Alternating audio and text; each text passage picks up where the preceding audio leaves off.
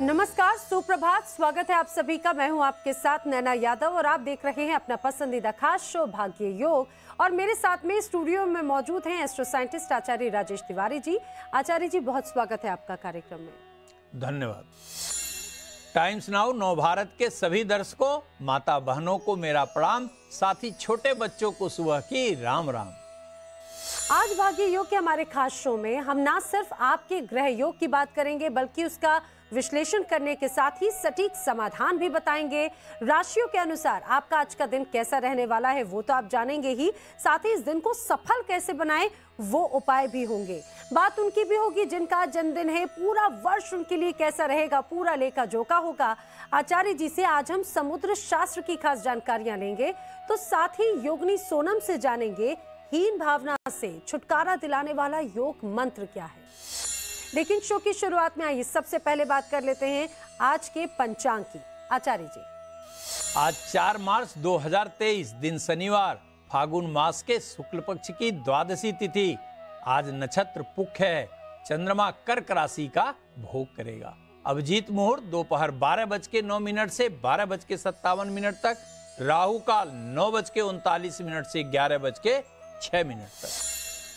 तो आज का शुभ और अशुभ समय तो हमने आचार्य जी से जान लिया, लेकिन अब बात कर लेते हैं आचार्य जी आज के विषय पर। क्या है आज खास?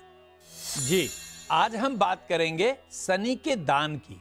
मैं बताऊंगा शनि को शांत करने के लिए राशि के अनुसार क्या दान करना चाहिए। इसके साथ ही शनि को प्रसन्न करने वाला महामंत्र भी होगा। तो आज के विषय पर आए, लेकिन उससे पहले आचार्य राजेश तिवारी जी से जान लेते हैं आज का आपका दिन कैसा रहने वाला है। भाग्य चक्र के अनुसार सबसे पहले देखते हैं 3 राशि।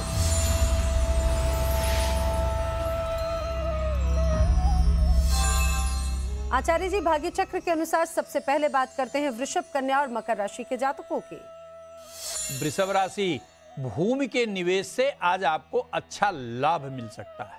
आपके पार्टनर से थोड़ा मानसिक मतभेद अवश्य होगा, लेकिन कोई बहुत चिंतनीय विषय दिखाई नहीं देता है। अनैतिक रास्ते का चुनाव धन के लिए आज बिल्कुल मत करिएगा। आज शनि मंदिर जाकर तेल का दान करिए, दिन अत्यंत कल्याणकारी बीतेगा।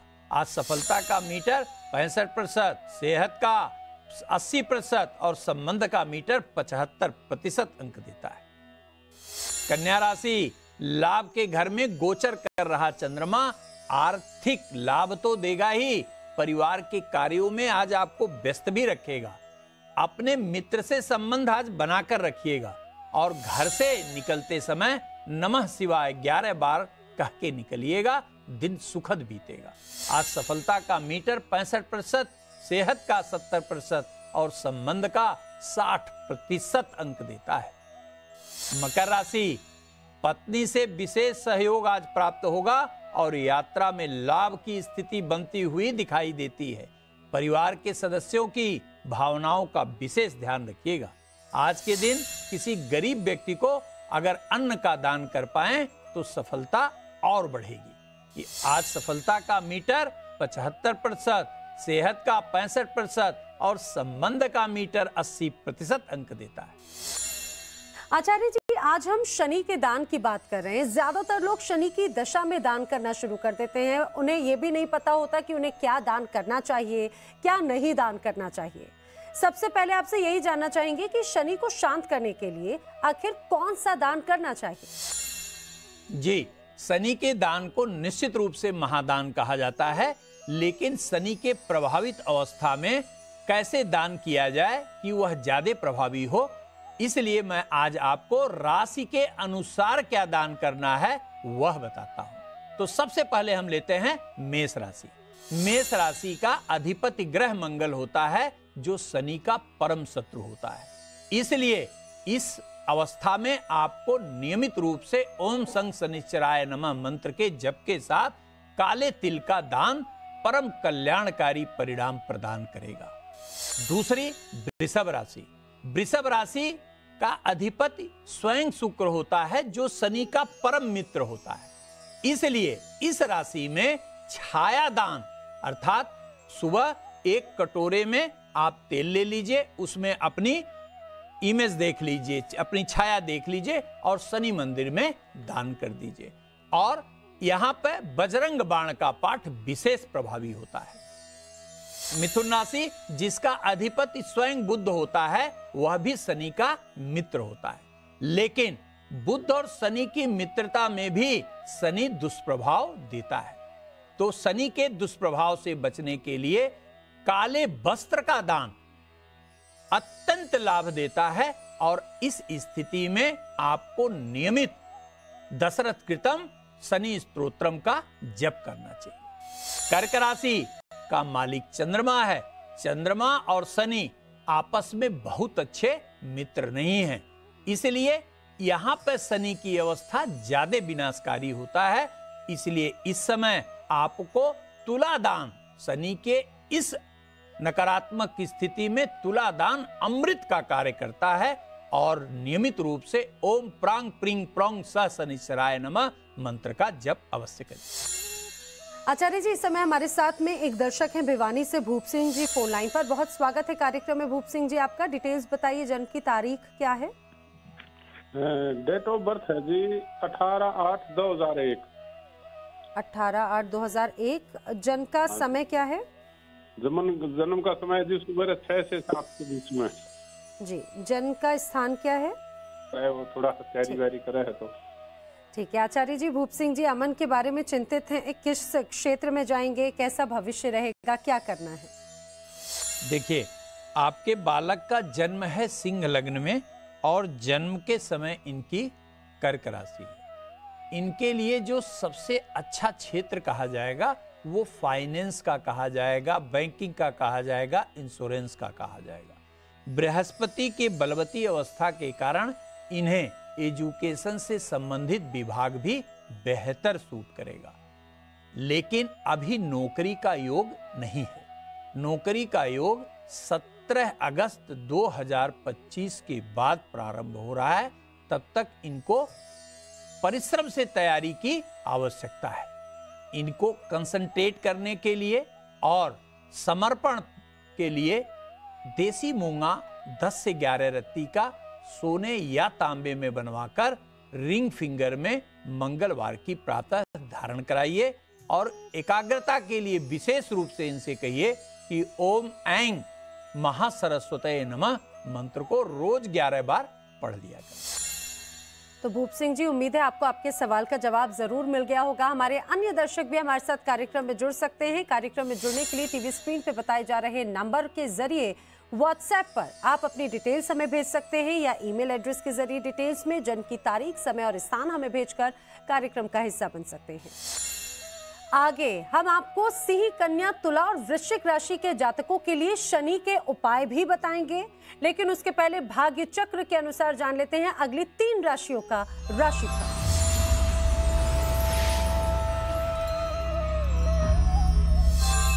आचार्य जी, भाग्य चक्र के अनुसार अब बात कर लेते हैं मिथुन, तुला और कुंभ राशि के जातकों की। मिथुन राशि, आपकी राशि से द्वितीय भाव में गोचर कर रहा चंद्रमा आज पारिवारिक सुख प्रदान करने के साथ साथ आर्थिक लाभ भी देने वाला है, लेकिन मौसम परिवर्तन से बचिएगा और आज हनुमान जी को सिंदूर चढ़ाकर घर से निकलिए, आपके मनोरथ सिद्ध होंगे। आज सफलता का मीटर 65%, सेहत का मीटर 60% और संबंध का मीटर 70% अंक दे रहा है। तुला राशि, आज आपको कार्यालय में और समाज में भी मान सम्मान की प्राप्ति होगी और भवन खरीदने की दिशा में आपका प्रयास सार्थक होगा।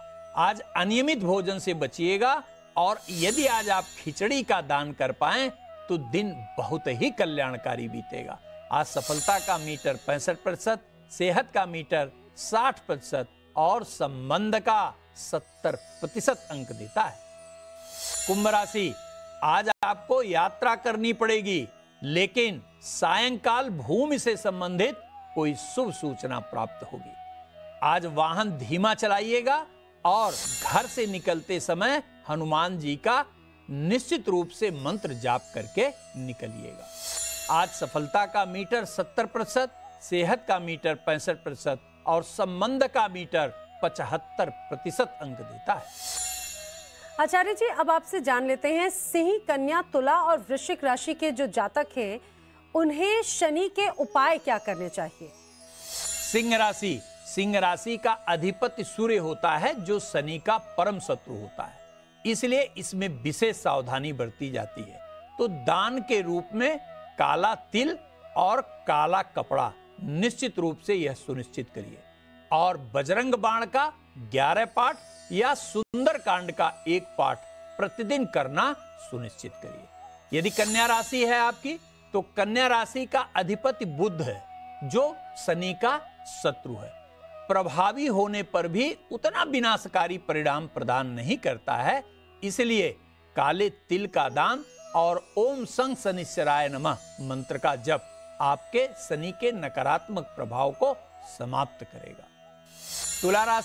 तुला राशि का अधिपति शुक्र होता है, जो शनि का परम मित्र है, इसलिए बहुत विनाशकारी परिणाम नहीं देता है, लेकिन शनि के दुष्प्रभाव से बचने के लिए आपको नियम से ओम संग शनिश्चराय नमः मंत्र का जप करना चाहिए, और प्रत्येक शनिवार को काले तिल का दान या छाया दान निश्चित रूप से करना चाहिए। जी, वृश्चिक राशि का स्वामी मंगल होता है, जो शनि का अजात शत्रु कहा जाता है, इसलिए शनि के किसी भी प्रभावकारी स्थिति में नकारात्मक परिणाम मिलने की संभावना बढ़ जाती है। तो क्या करें? मंगलवार का व्रत रहिए और प्रत्येक शनिवार को छाया दान के साथ साथ काले तिल का दान भी सुनिश्चित करें। इससे शनि के नकारात्मक प्रभाव से बचेंगे। आगे हम आपको धनु, मकर, कुंभ और मीन राशि के जातक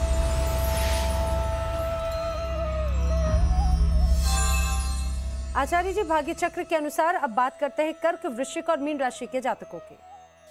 कर्क राशि, करियर तथा आर्थिक दृष्टिकोण से आज आपको लाभ होगा। आज किसी रुके हुए कार्य को पूरा भी आप करेंगे। आज दवा समय पर लीजिएगा एवं भोजन भी समय पर लीजिएगा। घर से निकलते समय बजरंग बाण का 1 पाठ आपके दिन को बड़ा सुखद बिताएगा।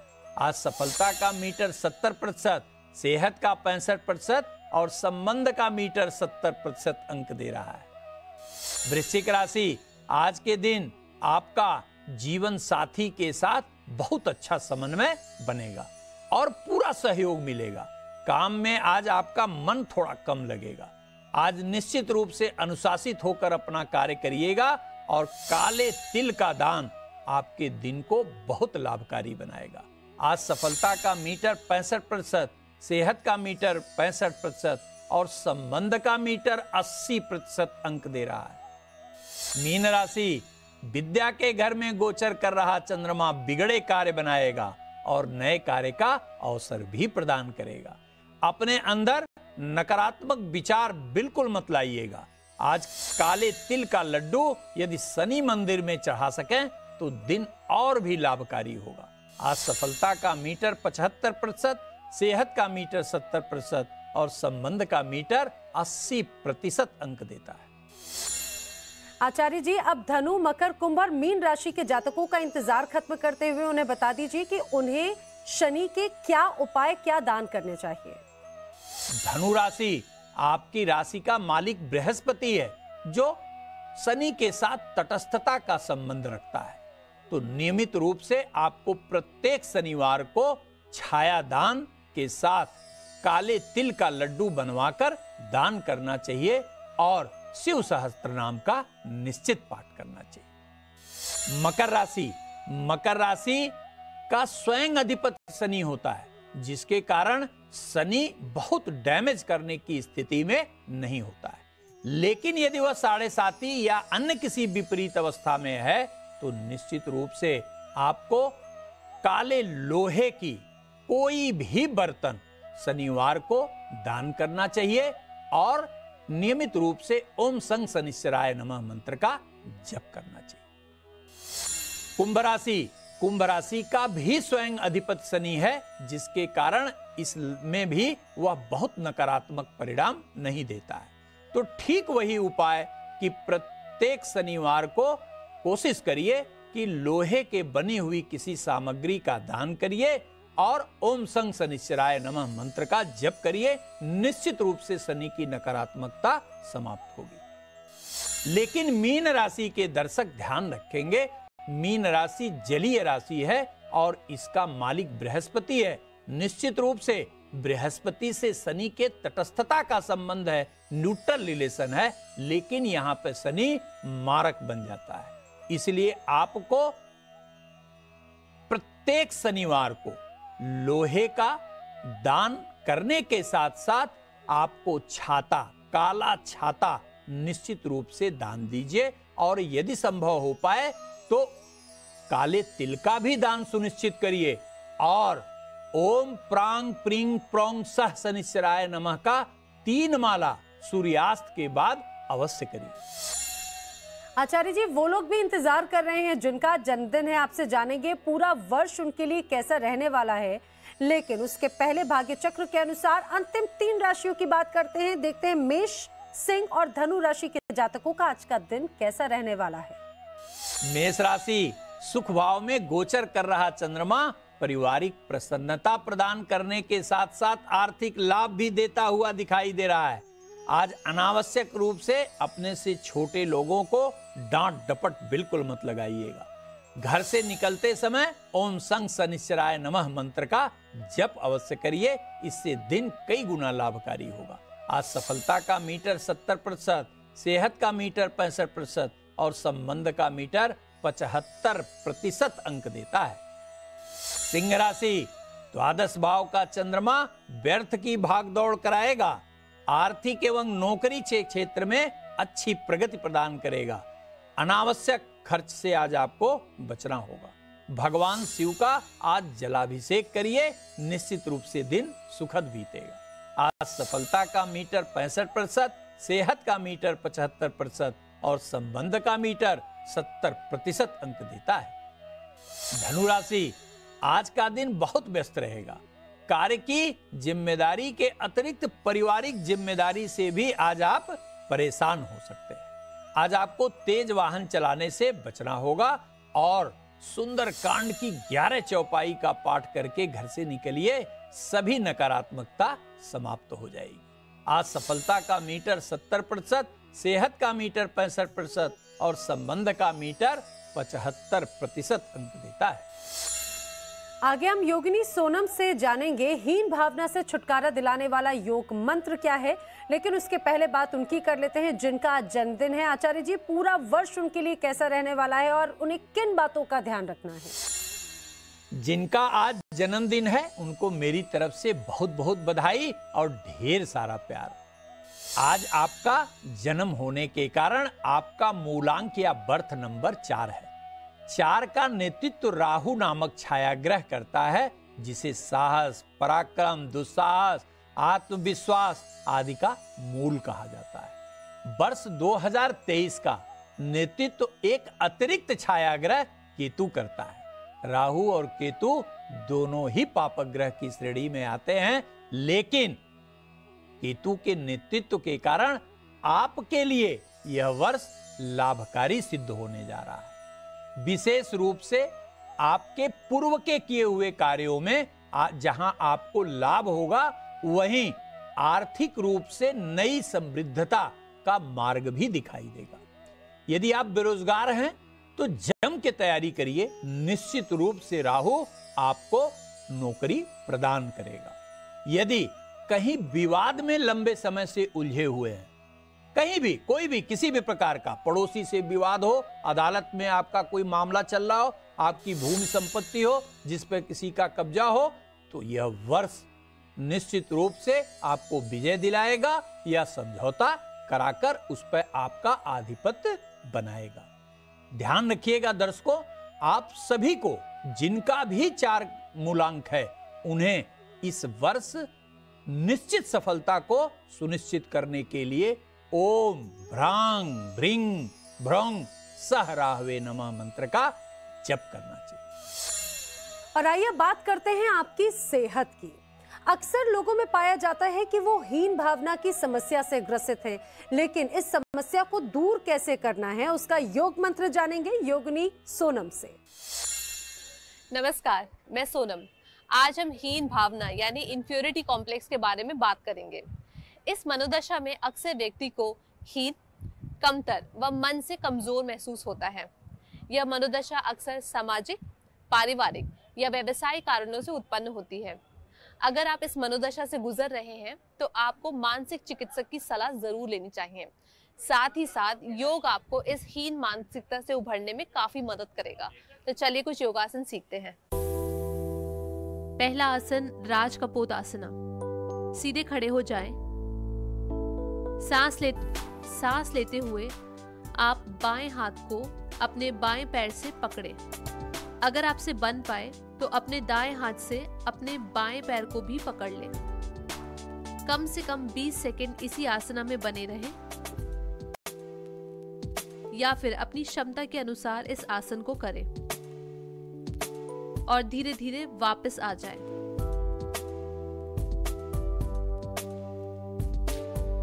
अब यह आसना हम दाएं पैर से दोहराएंगे।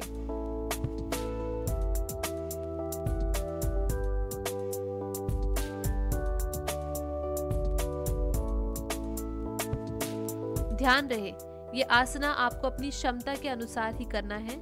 धीरे धीरे ये आसना आपसे आसानी से होने लगेगा।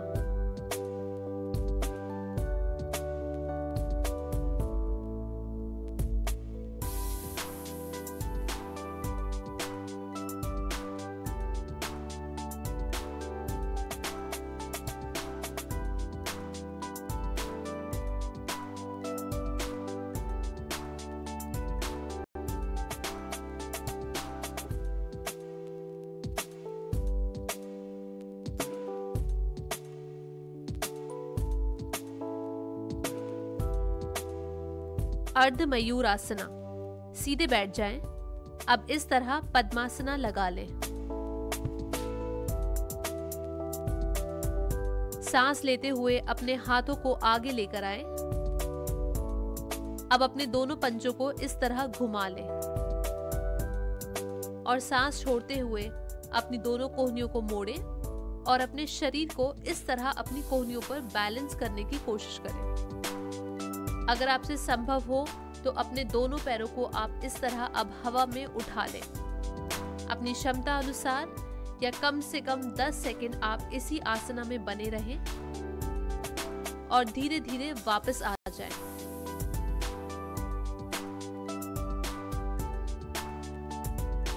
रोजाना इस आसना को 2 से 3 बार दोहराएं। यह आसन देखने में मुश्किल जरूर हो सकता है, लेकिन लगातार प्रयास से आप आसानी से आसन कर पाएंगे। ये दोनों ही आसना आपको मानसिक स्थिति से जल्द ही उभारेंगे। आचार्य जी, आज हम बात कर रहे हैं समुद्र शास्त्र की, तो इसमें क्या है आज खास? जी, समुद्र शास्त्र के अंतर्गत आज हम लोग बात करने जा रहे हैं कि यदि हाथ में बृहस्पति के क्षेत्र पे कहीं भी काला तिल पाया जाए तो उसका अर्थ क्या है। बृहस्पति तर्जनी उंगली के ठीक नीचे का पर्वत होता है। अगर इस क्षेत्र में कहीं भी आपके काला तिल पाया जा रहा है तो इसका तात्पर्य क्या है कि यदि आप विद्यार्थी हैं, शिक्षा ग्रहण कर रहे हैं, तो आपको चाहने के बाद भी अपेक्षित सफलता नहीं मिल पाएगी। दूसरा, यदि आप नौकरी कर रहे हैं, कोई कारोबार कर रहे हैं, तो संपूर्ण समर्पण के साथ काम करने के बाद भी आपके द्वारा किए हुए कार्य का यश किसी और को मिलेगा और आप लाभ लेने से वंचित हो जाएंगे। तो क्या करें? प्रतिदिन ओम ब्रिंग बृहस्पतये नमः मंत्र का जाप करिए, यह दोष समाप्त होगा। और आइए अब बात कर लेते हैं आज के उस अचूक मंत्र, उस महा उपाय की, जिससे आप अपने दिन को, अपने कार्यों को सफल बना सकते हैं। आचार्य जी, क्या है आज का अचूक उपाय? आज शनिवार का दिन है। आज के दिन को बेहतर बनाने हेतु आप काला कपड़ा खरीदिए और किसी गरीब को अपने हाथ से पहना दीजिए और देखिए कोई भी मनोकामना या किसी भी कार्य के लिए आज आप जा रहे हैं, निश्चित ही पूरा हो। तो कैसे आप दान करके शनि को प्रसन्न कर सकते हैं, आचार्य जी से हमने जाना है। आचार्य जी, इन खास जानकारियों के लिए आपका बहुत धन्यवाद। धन्यवाद दर्शकों, आपको भी बहुत बहुत धन्यवाद। इसी के साथ भाग्य योग में आज के लिए फिलहाल इतना ही। कल फिर होगी आपसे मुलाकात किसी नए विषय के साथ। तब तक के लिए दीजिए इजाजत। नमस्कार।